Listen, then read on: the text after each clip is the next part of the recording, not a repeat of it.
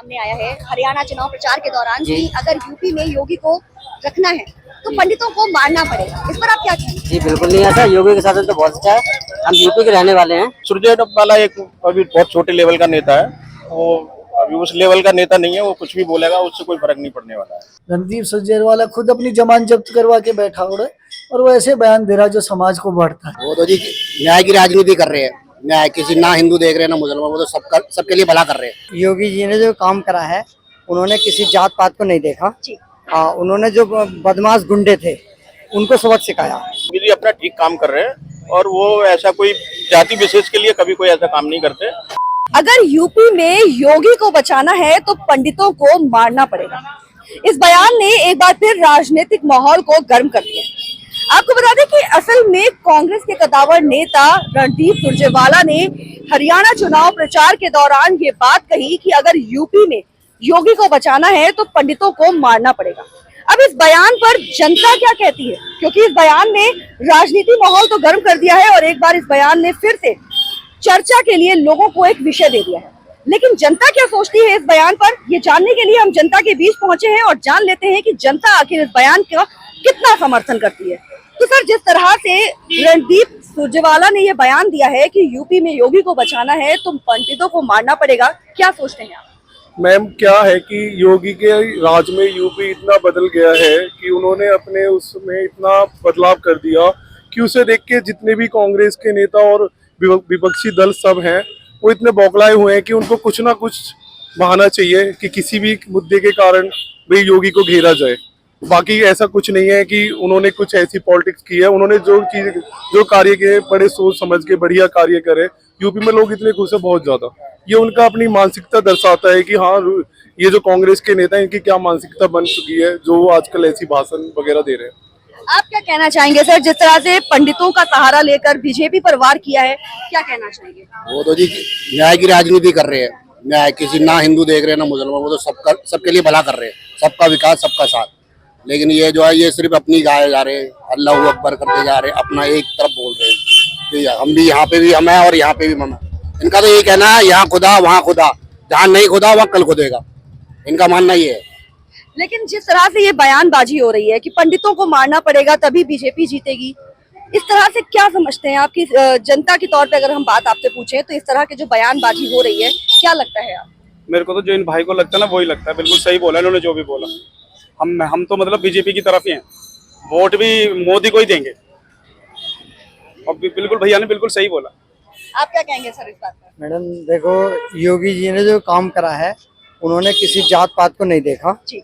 उन्होंने जो बदमाश गुंडे थे उनको सबक सिखाया और गरीब आदमी जो जनता है, हिंदू है मुसलमान, सब बहुत बढ़िया सेफ। लेकिन इस तरह की बयानबाजी हुई है कि पंडितों को मार कर ही योगी आदित्यनाथ आगे बढ़ सकते हैं। ऐसा ये तो अपनी राजनीति रोटियां सेक रहे हैं सब, ऐसा कुछ नहीं।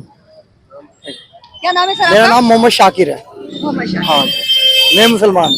सर, आप कुछ कहना चाहेंगे इस बात पर? ये मैडम जो है ना पूरा चुनावी स्टैंड है। योगी जी अपना ठीक काम कर रहे हैं और वो ऐसा कोई जाति विशेष के लिए कभी कोई ऐसा काम नहीं करते। वो हिंदू हो मुस्लिम हो सभी के लिए बराबरी काम करते हैं। और जो बदमाशी करेगा या जो भी गुंडागर्दी करेगा वो जीरो टॉलरेंस पे काम कर रहे हैं योगी। और वो ये चुनावी स्टैंड है। ऐसा कोई मतलब पंडित ठाकुर या और भी कोई बिरादरी से ऐसा कोई उनका लेना देना नहीं है। वो सभी के लिए बराबर काम करते हैं। सुरजेवाला एक अभी बहुत छोटे लेवल का नेता है। वो अभी उस लेवल का नेता नहीं है। वो कुछ भी बोलेगा उससे कोई फर्क नहीं पड़ने वाला है। कोई भी कौम का आदमी हो, अगर किसी को मार के अगर किसी को कुछ हासिल करना है तो ये तो बिल्कुल भी अच्छा नहीं है।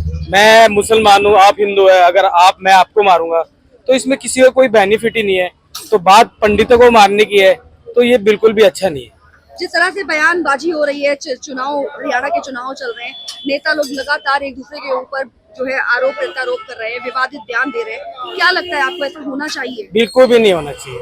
अगर हिंदुस्तान में इंडिया में रहना है तो सबको मिलजुल के रहना चाहिए। मेरा तो यह मानना है कि कांग्रेस मतलब इतनी गंदी भाषा और इतने देश के लोग देख रहे हैं उनकी भाषा को कि एक ऐसी भाषा का उपयोग करा जा रहा ना तो सब समाज में मानने ना चाहिए। उनका पहले सोनिया गांधी जी का एक बयान आया था, मोदी जी के लिए मौत का सौदागर, और देश की जनता ने वो जवाब दिया और पूरे बहुमत से जिताया। अब हरियाणा के चुनाव है, रणदीप सुरजेवाला खुद अपनी जमानत जब्त करवा के बैठा हुआ है और वो ऐसे बयान दे रहा है जो समाज को बढ़ता है। सामने आया है हरियाणा चुनाव प्रचार के दौरान कि अगर यूपी में योगी को रखना है तो पंडितों को मारना पड़ेगा, इस पर आप क्या कहेंगे? जी बिल्कुल नहीं ऐसा, योगी के शासन तो बहुत अच्छा है, हम यूपी के रहने वाले हैं।